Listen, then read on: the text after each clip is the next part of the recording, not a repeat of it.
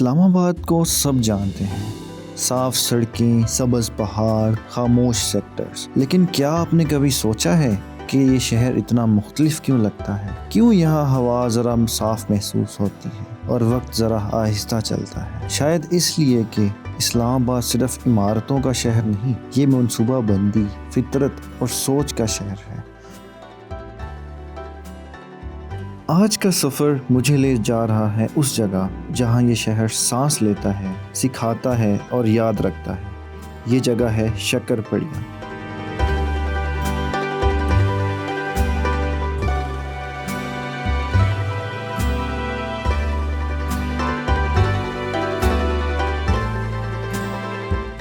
ये सफ़र शुरू होता है सेक्टर I-8 से शक्करपड़िया की तरफ। शक्करपड़िया पुल से गुजरते हुए एक तरफ इस्लामाबाद एक्सप्रेसवे और साइडों पे सब्ज़ा आता है। ये सड़क है गार्डन एवेन्यू, एक ऐसी शाहराह जिससे सिर्फ गाड़ियों के लिए नहीं बल्कि नज़रों के लिए बनाया गया है। यहाँ हर मोड़ पर दरख्त शहर को थामे खड़े हैं, लेकिन आज कुछ जगहों पर दरख्त कम हैं।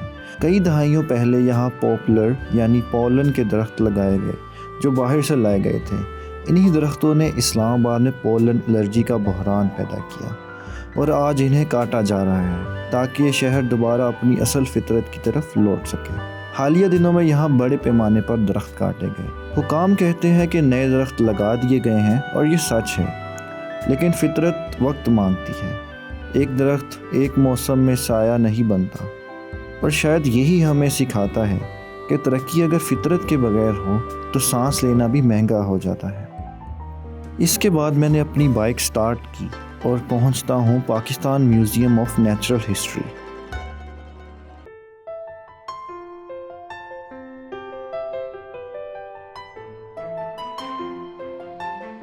इतवार का दिन है और हैरत की बात यह है कि यहाँ रश है। स्कूल के बच्चे, टीचर्स, फैमिलीज़ सब यहाँ आए हुए हैं। बच्चे हंस रहे हैं, सवाल पूछ रहे हैं और यही देखकर मेरा दिल खुश हो जाता है। ये म्यूज़ियम 1976 में कायम किया गया और इसका मकसद सिर्फ चीज़ें दिखाना नहीं बल्कि सवाल पैदा करना है। अंदर दाखिल होते ही एक बड़ा व्हेल का ढांचा सामने आता है। व्हेल मछली का स्केलेटन ये हमें याद दिलाता है कि पाकिस्तान की ज़मीन कभी समंदरों के नीचे थी। ये व्हेल का ढांचा बलोचिस्तान में दरियाफ्त हुआ था। म्यूज़ियम के अंदर कदम रखते ही सबसे पहली जो चीज़ आपको रोक लेती है वो खामोशी है। एक ऐसी खामोशी जिसमें समंदरों, दरियाओं और जंगलात की कहानियाँ महफूज हैं। ग्राउंड फ्लोर मुकम्मल तौर पर महफूज शुदा जानवरों के लिए मुख्तस है। यहाँ डॉल्फिन, मछलियाँ, सांप, मगरमच्छ और दीगर आबी और ज़मीनी मखलूक के साइंसी तरीके से महफूज रखा गया है। ये सिर्फ नुमाइश नहीं, ये बच्चों के लिए ज़िंदा साइंस की किताब है। वो जानवर जिन्हें वो सिर्फ तस्वीरों में देखते हैं, यहाँ इन्हें असल शक्ल में देखकर कुदरत के बारे में सवाल पूछना शुरू कर देते हैं। इसके बाद हम एक और कमरे में दाखिल होते हैं तो यहाँ पे हमें हाथी और ज़राफ़े के स्केलेटन दिखाई देंगे और ये स्केलेटन्स बच्चों को पढ़ाने के लिए बहुत ही उम्दा हैं। ये फ्लोर हमें याद दिलाता है कि कुदरत को समझने का पहला कदम देखना और जानना है। जैसे ही हम पहली मंजिल पर आते हैं कहानी बदल जाती है। यहाँ बात जानवरों की नहीं बल्कि माहौल की है। ये फ्लोर मुकम्मल तौर पर माहौलियात, जंगलात, आलूदगी और इंसानी मुदाखलत के असरात दिखाते हैं। हर छोटे सेक्शन एक अलग दुनिया है। कहीं जंगल दोबारा तख्लीक किया गया है, कहीं दरख्तों की कटाई दिखाई जाती है और कहीं पानी, मिट्टी और हवा का बाहमी ताल्लुक। ये वही सवालात हैं जो इस्लामाबाद शहर में उठ रहे हैं। दरख्त क्यों काटे जा रहे हैं? नए दरख्त लगने के बावजूद वक्त क्यों लगता है? और अगर तवाज़ुन बिगड़ जाए तो इसकी कीमत कौन अदा करता है? ये फ्लोर बच्चों को सिर्फ मालूमात नहीं देता, ये उनको ज़िम्मेदार शहरी होने के लिए आगे बढ़ाता है। इससे ऊपर दूसरी मंजिल पर पहुंचकर बच्चे सबसे ज़्यादा पुरजोश हो जाते हैं क्योंकि यहाँ जानवरों की मुकम्मल दुनिया आबाद है। यहाँ पाकिस्तान और दीगर भारत के ज़मीनी जानदारों के मॉडल्स और मालूमात हैं। लेकिन इस फ्लोर का सबसे ख़ास हिस्सा डायनासोर सेक्शन है। ये है जी यहाँ की डायनासोर्स गैलरी और इसके अंदर यहाँ तक मौजूद है कि यहाँ पे डायनासोर्स मूवमेंट भी करते हैं साथ साथ। ये हिस्सा हमें लाखों साल पीछे ले जाता है, एक ऐसे वक्त में जब इंसान मौजूद नहीं थे और ज़मीन पर हुक्मरानी इन दो हैकल मखलूक़ात की थी।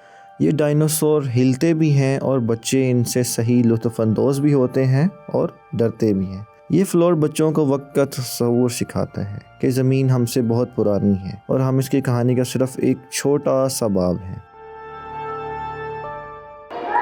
यहाँ पे पूरा हनी बी हाइव बनाया गया है, जो इसका ऑक्टागोनल स्ट्रक्चर होता था वो सारा मतलब एक एक डिटेल का ख्याल रखा गया। और मुझे ये म्यूज़ियम इसलिए बहुत ज़्यादा पसंद है कि यहाँ पे बच्चों के लिए सीखने के लिए एक एक्चुअल स्ट्रक्चर्स मौजूद हैं, हर तरह से वर्किंग, कैसे बीज, वर्कर बीज क्या होती हैं, honey bee.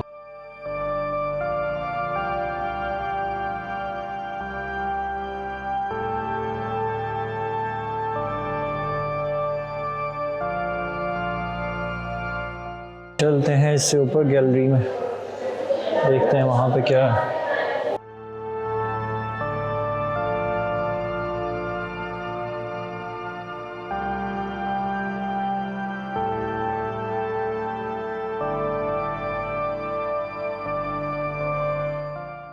This blind dolphin, stingray jaw, shark's jaw. This is the actual whale shark.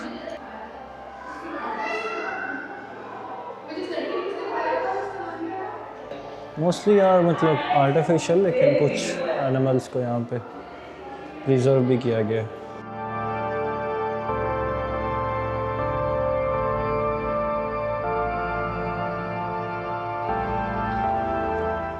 These are all the skeletons.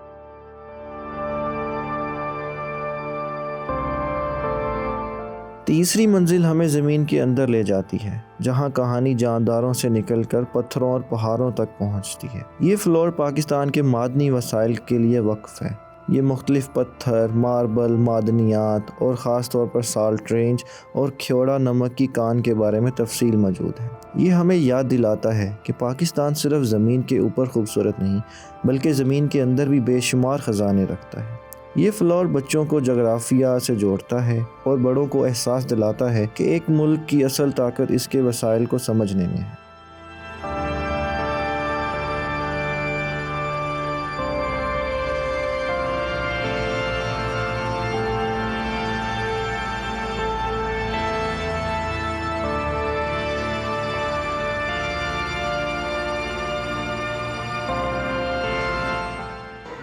ये जी है एंड, यहाँ पे 4 गैलरीज हैं। नीचे बेसमेंट से स्टार्ट होता है, उससे ऊपर, उससे ऊपर, उससे ऊपर। अभी हम वापस निकलते हैं यहाँ से। कुदरत, माहौल, वक्त और ज़मीन, ये सब समझने के बाद अब वक्त था इस सकाफ़त की तरफ बढ़ने का जो इंसान ने इन सब के दरमियान परवान चढ़ाया। ये जो जगह है, यहाँ से बच्चों में जुस्तजू पैदा होती है कि हम कौन हैं, कहाँ से आए हैं और फितरत हमें क्या सिखाती है। और इसीलिए हमारा अगला पड़ाव था लोक विरसा म्यूज़ियम। बाइक स्टार्ट की और पहुंचा लोक विरसा म्यूज़ियम। बाइक पार्क करने के बाद अंदर दाखिल हुआ, टिकट ली और चंद कदम आगे बढ़ा। इतवार के दिन बहुत सारे स्कूल्स अक्सर यहाँ ट्रिप्स लेके आते हैं, जो कि बहुत ही खुश आइंदा बात है। यहाँ साइंस नहीं, यहाँ सकाफत बोलती है।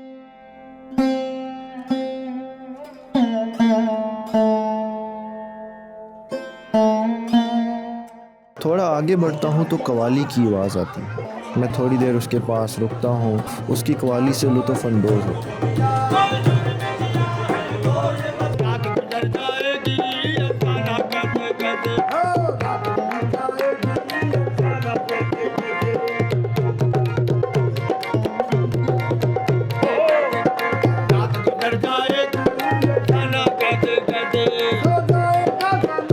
ये म्यूज़ियम पाकिस्तान के तमाम खित्तों की ज़िंदगी महफूज रखता है। उनके रहन सहन, उनके घर, उनके ज़ेवरात, उनका खाना पीना, उनके बर्तन।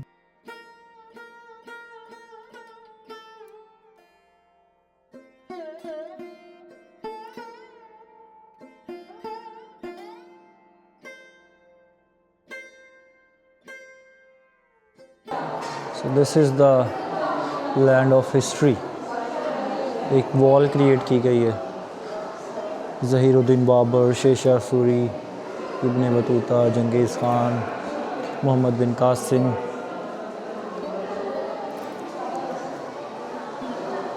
और ये यहाँ पे first period of poetry 7000 BC to 3200 BC before Christ. Indus valley civilisation 2500 BC to 1500 BC। ये यहाँ पे इन्होंने दिखाया कि पोइट्री कैसे चेंज होती रही है, मिट्टी के बर्तन वक्त के साथ साथ कैसे तब्दील होते रहे हैं। ये लैंड ऑफ हिस्ट्री, यहाँ पे वाइस बुद्धा का मुजस्मा पड़ा हुआ है, टूल्स पड़े हुए हैं उस ज़माने के। ये गंधारा तहज़ीब की कुछ यहाँ पे आर्ट क्रिएट किया गया है, उनके बर्तन, उनका लाइफस्टाइल कैसा होता था। ये पत्थर पे तराशी कर रहे हैं।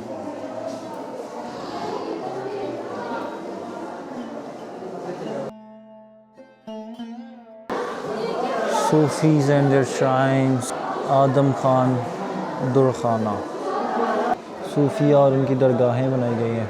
और ये हमारे फेमस हीर रांझा। पंजाब पोटोहार का रीजन, पानी निकालने का तरीका बताया गया है, कुआं किस तरह चलाया जाता था पोटोहार रीजन में। फोक थिएटर्स हुआ करते थे जहाँ पे ड्रामा पेश किया जाता था।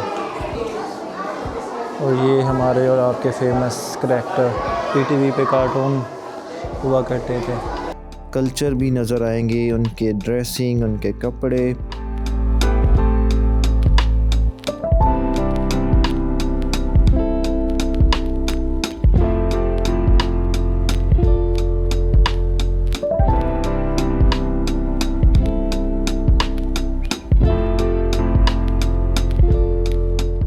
लोक विरसा से बाहर निकला तो अपनी बाइक स्टार्ट की।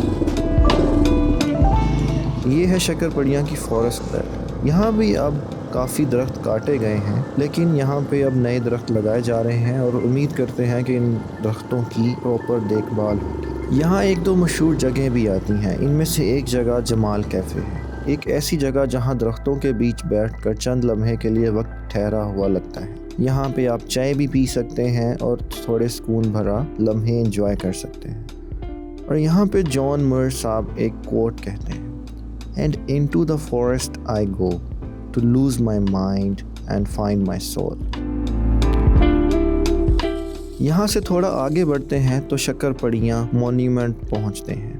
बाइक पार्किंग में खड़ी करने के बाद मैं इस मॉन्यूमेंट में दाखिल होता हूँ। शक्करपड़ियाँ की हसीन पहाड़ियों पर वाक़या ये शाहकार सिर्फ एक इमारत नहीं बल्कि पाकिस्तान की पहचान है। यह है पाकिस्तान मॉन्यूमेंट, जो वफाकी दारुल हुकूमत के माथे का झूमर है। इस यादगार को मशहूर माहिर तामीरात आरिफ मसूद ने डिज़ाइन किया और इसकी तामीर 2007 में मुकम्मल हुई।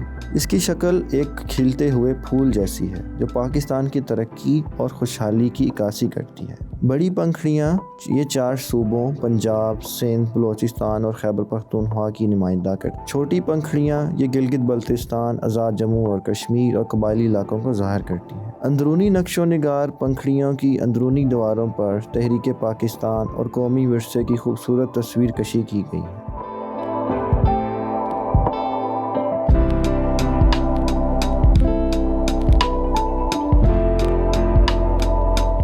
ये यादगार कौम के बुनियादी असूलों की याद दहानी करवाती। ये स्तून कायद-ए-आज़म की ज़ेरी असूलों ईमान, इत्तेहाद और तंजीम की इलामत। इस यादगार का असल मकसद हमें कौमी यकजहती का सबक देना। ये हमें बताता है कि रंग, नस्ल और ज़ुबान के फ़र्क के बावजूद हम सब एक हैं। ये इन शहीदों को ख़राज अक़ीदत है जिन्होंने इस वतन की खातिर अपने जाने कुर्बानी पेश की।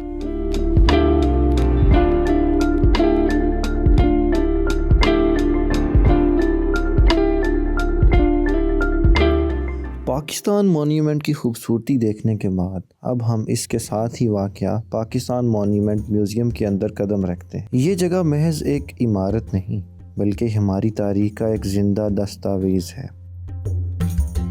जैसे ही आप अंदर दाखिल होते हैं आपका इस्तकबाल नहायत हकीकत पसंदाना मोमी मुजस्मों से होता है। ये बरसगीर की तारीख़ को मरहलावार दिखाया गया है।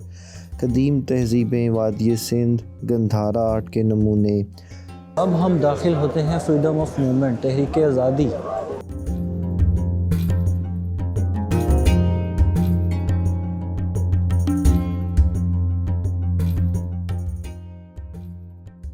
यहाँ पर आपको कायद-ए-आज़म मोहम्मद अली जिन्ना, इल्लामा इकबाल और फातिमा जिन्ना के मुजस्समे देख सकते हैं, जो इतने हकीकी लगते हैं जैसे अभी बोल पड़ेंगे।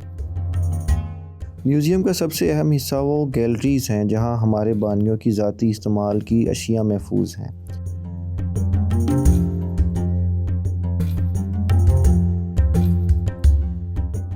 ये कायद-ए-आज़म की घर की असली चीज़ें पड़ी हुई हैं। स्मार्ट साइड टेबल पड़ा हुआ है यहाँ पे।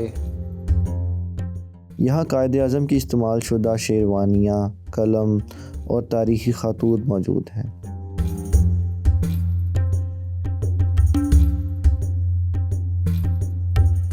दीवारों पर लगी नायाब तस्वीरें और पेंटिंग्स हिजरत के कुर्ब और आज़ादी की खुशी दोनों को खूबसूरती से बयान करती है।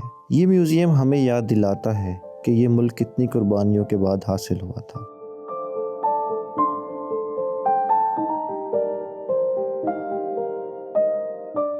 म्यूज़ियम के दरमियान में वो तारीख़ी गाड़ी मौजूद है जो बाबाए कौम के ज़ेरे इस्तेमाल रही। ये 1920 मॉडल की हडसन लिमोज़ीन लग्जरी गाड़ी है। इस दौर की नफासत और वक़ार इसका मुँह बोलता सबूत है।